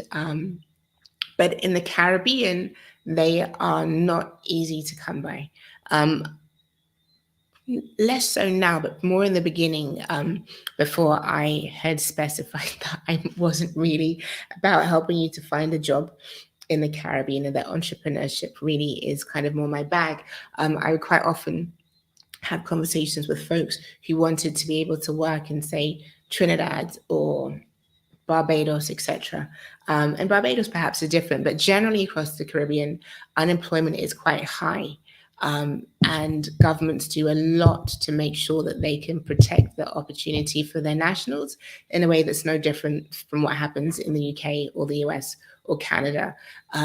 So I think that is a factor that folks often need to get to grips with, that even though, like, yes, you were born in the West, you went to a great university, you don't necessarily have any more of a right to take a job than a local person, and the government will put measures in place to make sure that it's, yeah, that doesn't happen unless there's a certain level of qualification, there's a certain level of experience. Like, there are ways around it. But another thing to be aware of when it comes to thinking about finding a job in a country, particularly in the Caribbean, is understanding, like, there's a significant difference in what you would be paid for working in the country that you end up in versus what you would be paid back home. Yeah, I won't go any deeper into that, but just take a look at the average. Google the GDP of a country that you're looking to move to, and that will give you an idea as to what the average salary is. And figuring out whether you could live on that or not can give you an idea as to whether finding work in that country would work for you, unless you're willing to change everything so that you live in a way that a local person does. So, for example, in Grenada, the average salary is, I think, around either 8 to 12,000 US a year. I couldn't live on that. I think the average Grenadian deserves a medal for being able to live on that, because that's really tough. So just being aware that, like, those are the realities that people are dealing with can, help you get your head around those aspects. Aside from work, tourist, student visas, you also have the digital nomad visas, especially in a number of Caribbean islands: Dominica, Jamaica, Antigua, Montserrat, Bahamas, Barbados, Curacao, Cayman Islands. There are a growing number. They typically require you to earn a certain amount of income in order to be eligible, and you will typically have to provide proof of income in order to gain that. But the pro of having a digital nomad visa is that it allows you to come and go from an island without any issues. If you leave on a tourist visa and try to return on a tourist visa, there's no obligation for them to let you in. When I go to the immigration department here in Grenada and ask for them to extend my children's tourist visa, they don't have to say yes. If they are in their right mind, they will say yes, because they don't want 3 random children, like, having to be taken care of by the state. But there's nothing in legislation that says that they are obliged to allow their visa, the kids' visa, to be extended beyond the allotted time. So for peace of mind, a digital nomad visa can be a good thing, especially if you want to be able to travel. And other islands such as Montserrat and Dominica will give you certain incentives. So whether it's tax benefits, whether it's help finding schools, it does vary from island to island. And Barbados was the first digital nomad visa to be advertised, and obviously the most popular. But I think a lot of islands have had to think about, okay, how do we stand up against that? What would make someone come to our island instead of Barbados? And they've thrown quite a few sort of deals, whatever. Grenada doesn't have one. Grenada does not have one. Grenada has said that they have one, but they don't. I don't know when they're going to have one or if they will have one. As soon as I know, I will definitely let you know. I will share that news, because I've been looking for that probably for the past 2 years plus. But yeah, Grenada does not have a digital nomad visa. One of the other things we talked about is residency, and the ease of being granted residency differs from state to state. But again, residency gives you many more rights in terms of your ability to abide in a country.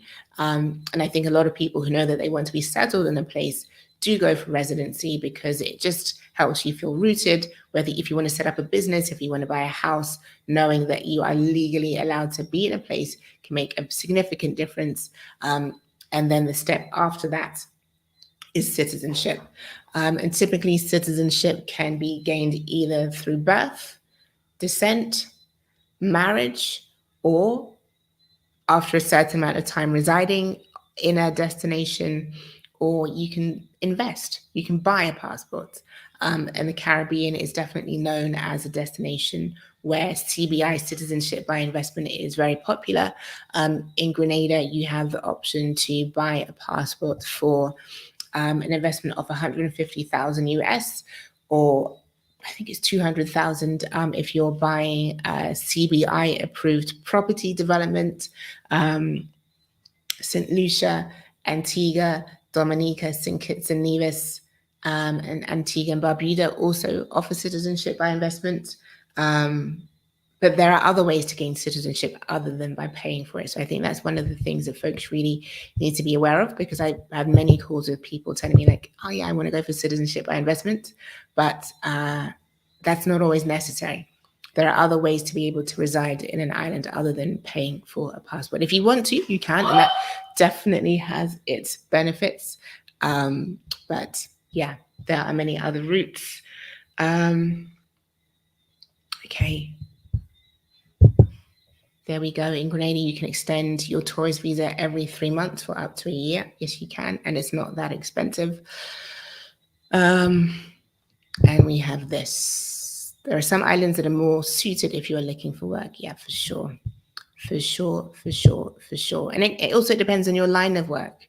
For example, if you are in the yachting industry, Grenada could be a good place to be. But again, it depends. You need to do your research. You need to have those conversations.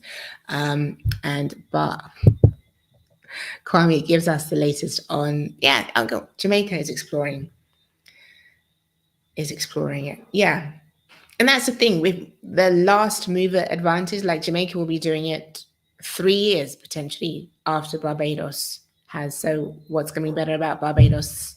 What's going to be better about Jamaica's offering than Barbados?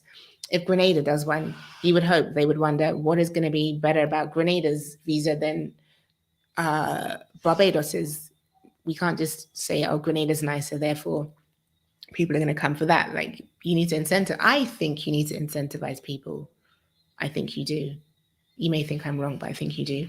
Okay, and then the last point, I can't believe we're almost at 2 hours. Thank you for sticking along this long. I appreciate it.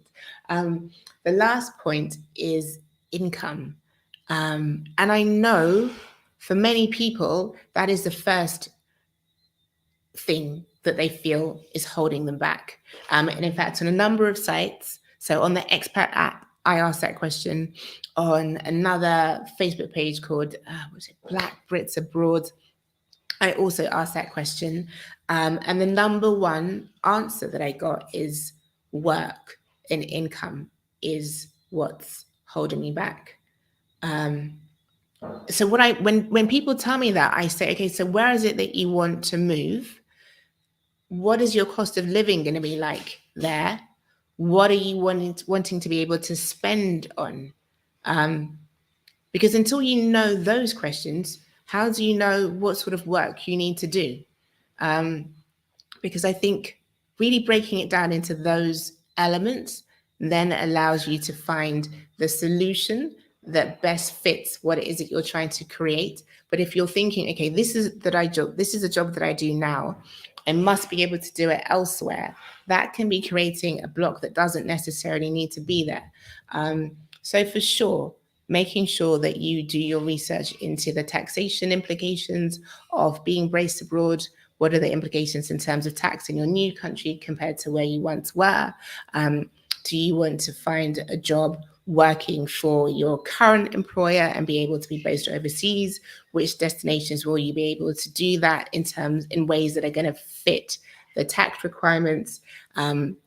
Whether it's setting up your own business or whether it is finding other ways to have passive income. There are a multiplicity of ways in which that can be answered. But the first thing that you need to be clear on is what does that income need to cover? What is the purpose of that income? Because I think getting hung up on income is the wrong place to start. You definitely need money. You definitely need money, but you need to know what that money is going to achieve. And unless you know why you're moving, what your non negotiables are, and how you're going to get to where you're going to go to, the income needs to follow from all of that. You'll be doing things back to front. Um, I've been on here for 2 hours, and you've been on here for 2 hours, and it's the first day of January. And I highly appreciate your questions, your support, the way in which you've shared answers with each other.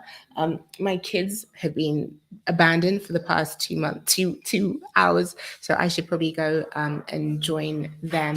But if anyone has any questions, please, please, please drop them in the comments. If not, I will begin to wrap up. Um, for those of you who want any more advice, whether it's understanding the questions that you need to be asking yourself when moving abroad, whether it's understanding how to delve deeper, where to focus your research specifically on a particular destination, or if the income part is something that you need help on, whether it's finding remote work, your options in terms of residency by investment, so setting up a business in order to be able to reside in a particular country. I am more than happy to have a chat with you. I will see if I can find the link. In fact, let me see if I can scroll all the way up and I'll drop it in the comments. Last year, I said that I wasn't going to do any more one-to-one calls because I was just burnt out and I really needed to put my gas mask on. And I think there's nothing worse than showing up for people not full. But I know that this is a time of year that people really are making plans, that you're thinking about how feasible is it to move, how am I able to set those goals that I can really follow through in the way that I need to. So yeah, I've done some reflecting, and I really am on a mission. My goal, which I want you guys to hold me to this year, is I want to help 1,000 people to move abroad. Um, I know that I get the YouTube views, so that's not an issue, but a YouTube view doesn't necessarily mean that someone's moved abroad. So that is the path that I'm on. I would love to be able to help you. I would like you to be able to help others. Like if there are people that you know who could do with this information, please send it to them. Please get them to subscribe. Because yeah, ultimately this is about creating change, and change can only happen through people taking action. So yeah, if you want to do a one-to-one call, um, they are available in January. There is the link. If you want to book a call, it's at a pay what you can rate because I know that not everyone has a ton of money, especially after Christmas. Um, but yeah, I'd love to be able to chat. If you found these um, lives useful and you would like me to do more of them in the coming year, please let me know. If there are specific questions you need to ask, again, just get in touch. The M&Ms. But yeah, thank you all so much for tuning in. It's nice having these chats. So yeah, let me know what you think. Let's chat. Let's talk in person if you want to. Let's schedule another live. I quite like the decolonization angle, so let's see if we can do that. Drop me a line if you want to join.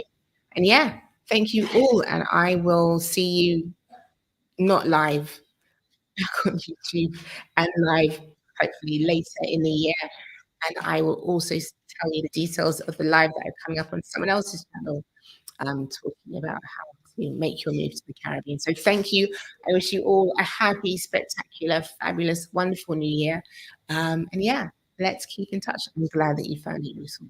I'm signing off, wishing you a beautiful start to your year. Afro Nomada. Everyone, thank you. See you soon. Take care. Bye.